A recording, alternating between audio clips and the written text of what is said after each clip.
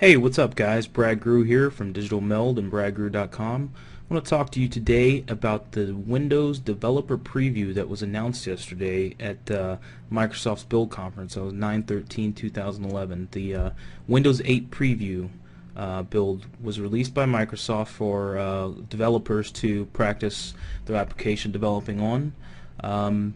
So if you go to msdn.microsoft.com and you have a subscription, you can download various versions of the build preview, including a 64-bit version with developer tools, as well as a 64-bit version with just some basic apps, and a 32-bit version with some basic apps.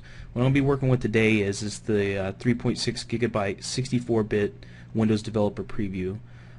So go ahead and download that, or whichever one you need for your system, and we'll get started. Now, to install Windows 8, the Developer Preview on a Windows 7 machine, you will need a couple of tools.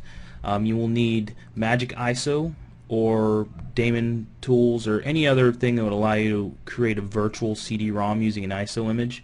I like Magic ISO. It's very easy to use and it's free.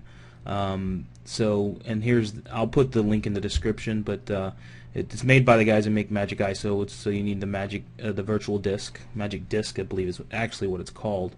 And then you'll need VirtualBox, which is a free virtualization software. Unfortunately, VMware Fusion or VMware does not work because Windows 8 requires the ACPI 2.0, which VMware does not have. So if you try to install this on VMware, you will get a blue screen of death.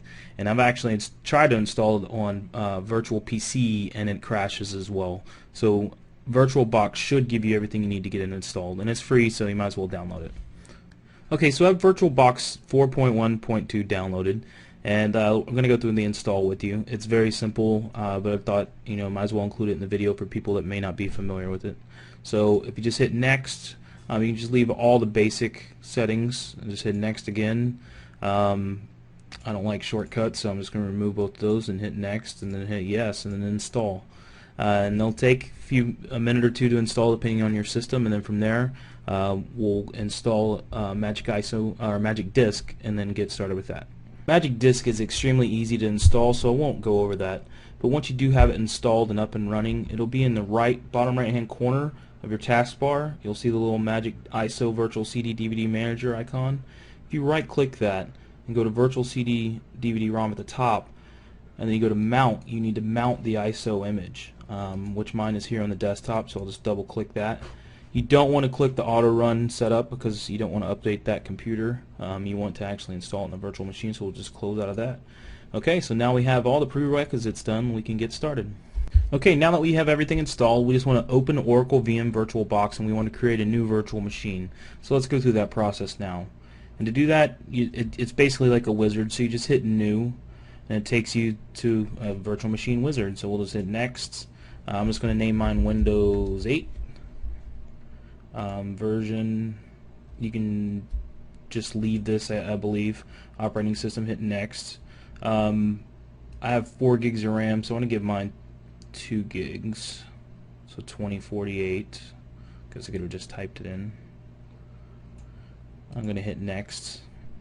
We want to start up disk. We want to create a new disk because we don't have one yet, so just hit next. And then you can choose the disk format. I'm going to use VMDK just because I know that's what it's an easier one to use. I'm just going to use that one. You can use whichever one you want. And as a virtual disk storage, I'm going to say fixed size. I know from reading what others have posted that the installation is about 15 gigs, so I want to give it a fixed size. And I'm just going to give it 25 gigs of space on my hard drive. And hit next. And then hit create. And this will create the virtual machine with the actual storage space allocated and everything like that. And from then, once it's done creating the machine, we can then start the installation process on the virtual machine. So I'll come back once this is done. It should take about 10 minutes, and I'll get back to it. Okay, here we are about 10 minutes later, and the creation of my virtual machine is completed. And it just gives you an overview here, and I just want to hit the create button for it to actually list it here. And from here, what we're going to do is we're just going to start the virtual machine, and then we're going to make it boot from the DVD drive. VirtualBox should recognize our installation ISO automatically. If it doesn't, it should allow you to choose the actual drive you want to boot from. So let's just give it a start and see what it does.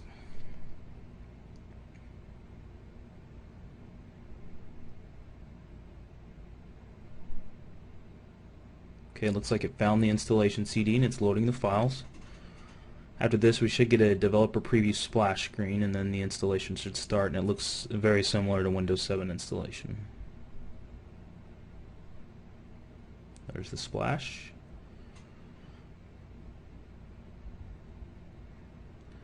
Just a warning that it doesn't currently support mouse pointers. And then, as you can see, this looks almost identical to Windows 7 installation. So let's just step through this. English, that's fine with me. I'm just going to hit next and install now. I don't think we have a whole lot of options. So it's just going to start and install all by itself. So I'm going to time this startup, and I'll mention that time once this is done. Obviously, I'm not going to record the entire time, so I'm just going to start keeping track of how long it actually takes once I get to the installing Windows. Again, this looks exactly like Windows 7, so you shouldn't have any problems. Sorry, I shouldn't have put upgrade. I should put custom.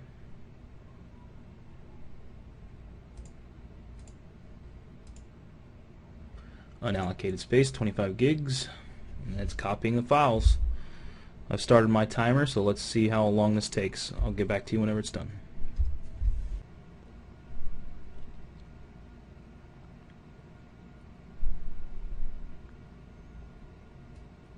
Let's go through a few basics. So this is part of the installation process in Windows 7, but it has a new look in Windows 8. So just a name. So I'm just going to put Windows 8.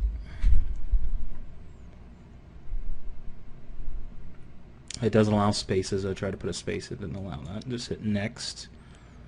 Let's look at the customize menu just to see what it has.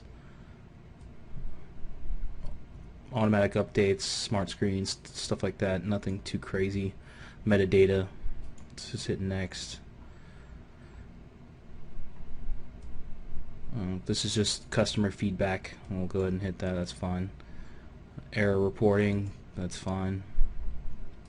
I'm just going to put Brad, so that's my name. Hit next. Finalizing your settings. Again, the process is very similar to Vista and Windows 7. It just has a different look. I imagine that's probably not the finalized look either. So it's preparing Brad's PC.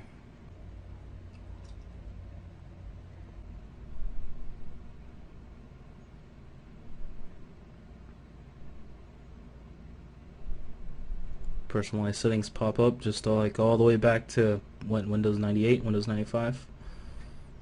The final settings right before starting up for the first time.